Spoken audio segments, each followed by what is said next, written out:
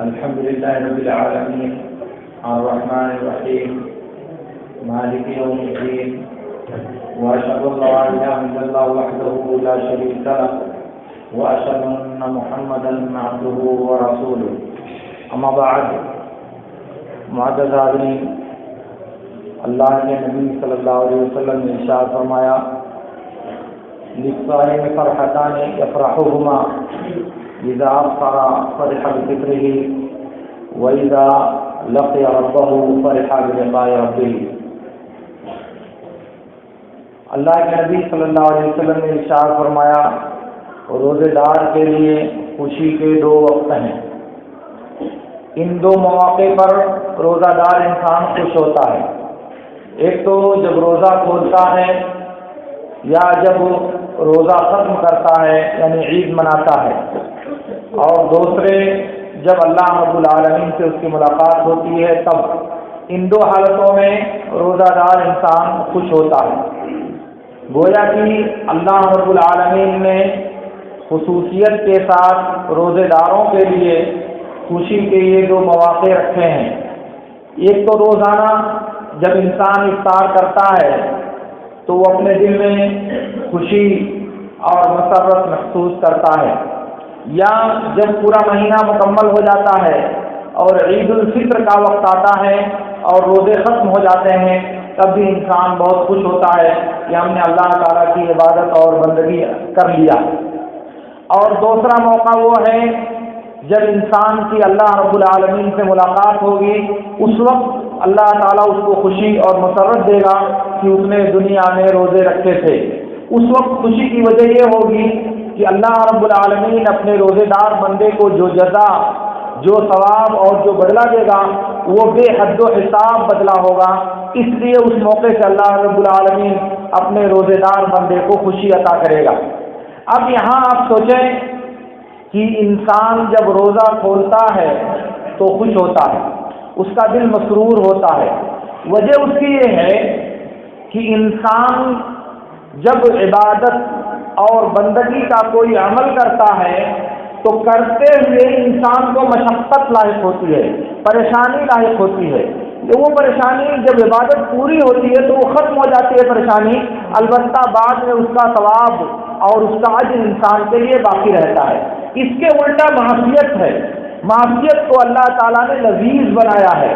گناہ کا کام انسان کو لذت بھرا محسوس ہوتا ہے، اچھا لگتا ہے، لیکن جب انسان گناہ کا کام کرتا ہے جتنے دیر گناہ میں رہتا ہے بہت خوش رہتا ہے، لیکن جیسے ہی گناہ ختم ہوتا ہے پھر اس کا نفس اس کو ملامت کرنا شروع کر دیتا ہے، اس کو احساس ہونے لگتا ہے کہ ہاں میں نے بہت غلط کیا ہے، مجھے ایسا نہیں کرنا چاہیے تھا۔ یہی مطلب ہے اس بخاری کی روایت کا جس میں اللہ کے نبی صلی اللہ علیہ وسلم نے ارشاد فرمایا ہے حفت الجنت بالمکارہ وحفت النار بالشہوات۔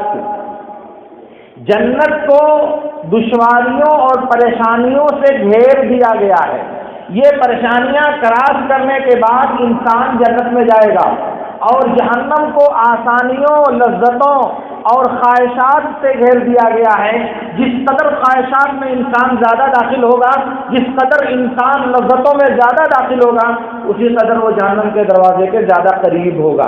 تو معصیت یہ انسان کے لیے لذت دیتی ہے لیکن صرف اسی وقت، اور جب ختم ہو جاتی ہے تو لذت تو ختم ہو جاتی ہے، مگر گناہ کی سزا اور گناہ کی عار اور گناہ کی جو وعید ہے وہ باقی رہ جاتی ہے۔ اور جب طاعت انسان کرتا ہے تو اطاعت کرتے ہوئے اس کو مشقت ہوتی ہے، لیکن جیسے اطاعت ختم ہوتی ہے تو طاعت کی لذت اور اس کا اجر اس کے لیے باقی رہ جاتا ہے، اور جو مشقت تھی وہ ختم ہو جاتی ہے۔ ذرا آپ اس کو سوچیں کہ اللہ کے نبی صلی اللہ علیہ وسلم نے کہا کہ روزے دار کے لیے دو مواقع خوشی کے ہیں۔ ایک خوشی کا موقع افطار کا موقع ہے، روزہ کھولنے کا موقع ہے۔ اس وقت روزے دار انسان کے دل میں جو سرور اور جو خوشی محسوس ہوتی ہے وہ خوشی صرف وہی شخص سمجھ سکتا ہے جس نے روزہ رکھا ہے. کیوں؟ اس لیے کہ دن بھر اس نے بھوک اور پیاس کی شدت اور بھوک اور پیاس کی تکلیف کو برداشت کیا ہے. جیسے ہی روزہ کھولا ساری تکلیف ختم ہو گئی. البتہ تکلیف ختم ہونے کے بعد اس کا جو اجر ہے، اس کا جو ثواب ہے، وہ انسان کے نامہ اعمال میں درج ہو گیا. اور جس نے روزہ نہیں رکھا تو جب تک روزہ نہیں رکھا کھا رہا ہے، پی رہا ہے، مستیاں کر رہا ہے، بہت اچھا لگ رہا ہے، بہت خوش ہے، بہت مست ہے. لیکن جیسے ہی روزہ پورا ہوا، افطار کا وقت آیا، اس کا یہ نفس اور اس کا یہ شیطان اس سے بھاگ گیا. اب اس کو افسوس ہو رہا ہے. تو لذت جو گناہ کی ہے وہ ختم ہو گئی.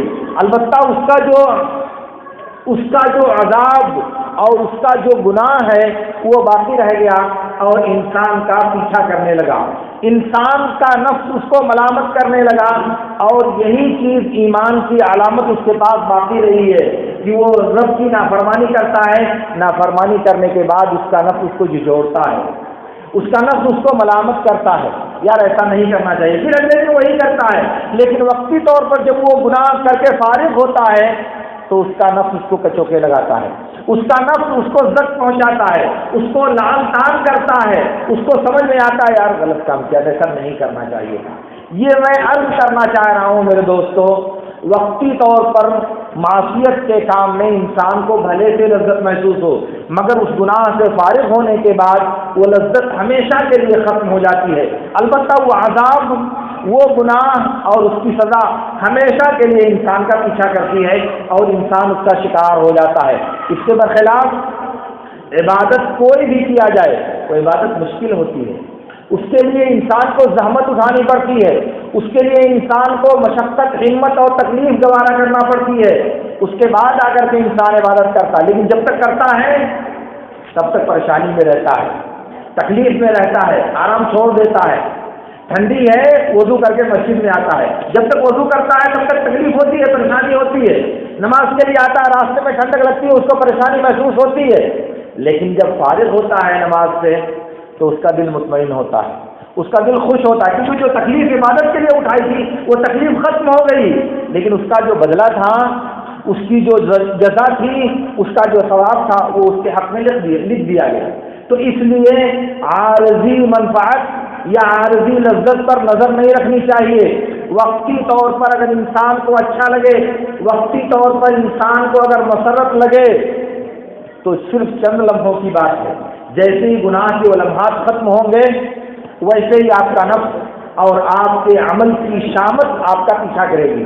آپ گناہ کے شکار ہو کر اپنے آپ کو اللہ کے عذاب کا حقدار ٹھہرائیں گے. اس لیے نظر رکھنی چاہیے عبادت اور طاعت کے انجام پر. گناہ کے کام کرنے کی جو سزا ہے اس سزا پر انسان کو نظر رکھنی چاہیے کہ وقتی طور پر انسان اگرچہ تھوڑا پریشانی محسوس کرے، اگرچہ انسان وقتی طور پر تھوڑا تکلیف گوارا کرے، مگر جب وہ تکلیف ختم ہوتی ہے، طاعت کی مشقت جب ختم ہوتی ہے تو انسان پرسکون محسوس کرتا، اپنے آپ کو خوش محسوس کرتا ہے. یہی حال روزے کا بھی ہے. صبح سے روزہ شروع کر کے شام تک انسان اپنے آپ کو قابو میں رکھتا ہے، غلط کام نہیں کرتا، غلط حرکتوں سے اپنے آپ کو بچاتا ہے، جائز کام جن سے اللہ نے منع کیا ہے ان سے اپنے آپ کو روکتا ہے.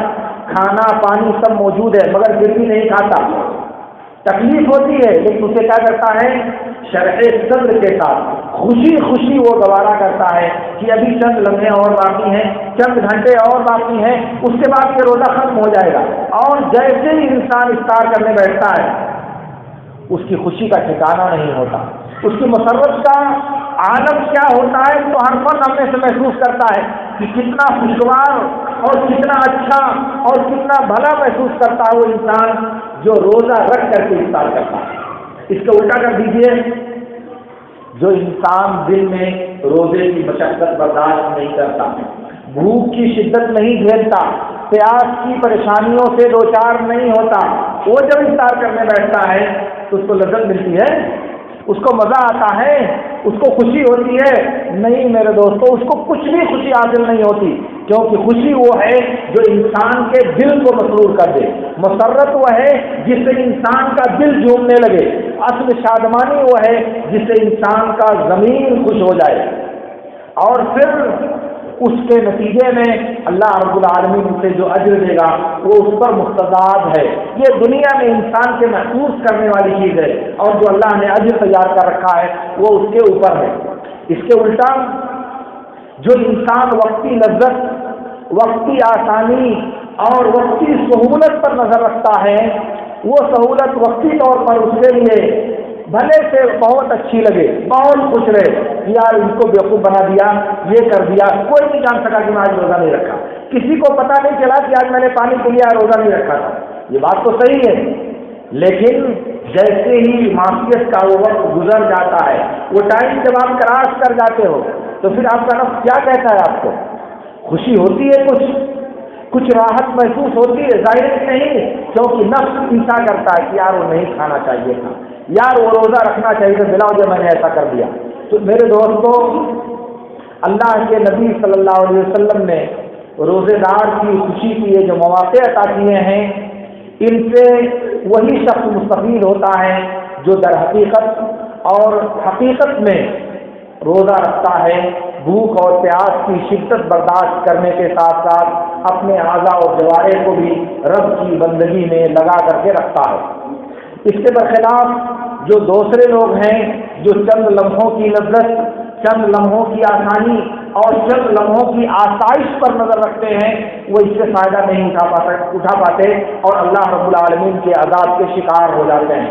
آپ کبھی بھی کسی بھی موقع پر کوئی عمل کرنا چاہتے ہیں تو آپ کو یہ بات یاد رکھنی چاہیے کہ اللہ تعالیٰ نے جنت کو پریشانیوں اور تکلیفوں سے گھیر رکھا ہے۔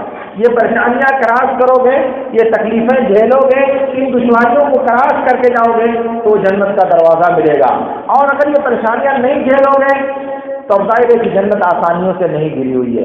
ہاں، اگر آسانیاں چاہیے، شہوات چاہیے، خواہشات چاہیے، تن آسانی چاہیے، جسدی راحت چاہیے اور آرام طلبی چاہیے تو اس کے لیے اللہ تعالیٰ نے جہنم کو تیار رکھا ہے۔ حفت الجنت بالمکارہ وحفت النار بالشہوات، آسانیوں سے اللہ تعالیٰ نے جہنم کو گھیر دیا ہے۔ جو دل میں آئے وہ کرو، جو نفس چاہے وہ کرو، جو طبیعت گوارا کرے اسے انجام دو، اور سیدھے اللہ نے اس کے لیے کیا بنایا ہے؟ آسانی آپ نے چاہا دنیا میں، راحت طلب کیا آپ نے دنیا میں، اس کا نتیجہ اللہ تعالیٰ نے آپ کے لیے جو تیار کر رکھا ہے اسے آپ کو جاننا چاہیے، اور وہ ہے جہنم۔ لیکن آپ نے پریشانی کا راستہ چنا، تکلیف گوارا کیا، عبادت کی مشقت میں اپنے آپ کو لگایا، رب کی رضامندی کی تکلیف کا عادی بنایا اپنے آپ کو، تکلیفوں کو گوارا کرنے کا حوصلہ دیا اپنے آپ کو، تو اس کے بدلے میں اللہ تعالیٰ آپ کے لیے جنت تیار کر رکھا ہے۔ اس لیے آسانیاں اور پریشانیاں یہ انسان کی زندگی میں ہر انسان کے ساتھ پائی جاتی ہیں، اور یہ بات وہاں یاد رہنی چاہیے کہ یہ پریشانیاں جنت تک پہنچانے کا ذریعہ ہیں، اور یہ بھی یاد رہنا چاہیے کہ یہ آسانیاں، یہ تن پسندیاں جہنم تک لے جانے کے راستے ہیں۔ اللہ رب العالمین سے میری دعا ہے کہ اللہ رب العالمین ہمیں ان باتوں کو سمجھنے اور ان میں سے بہترین باتوں پر عمل کرنے کی توفیق عطا فرمائے۔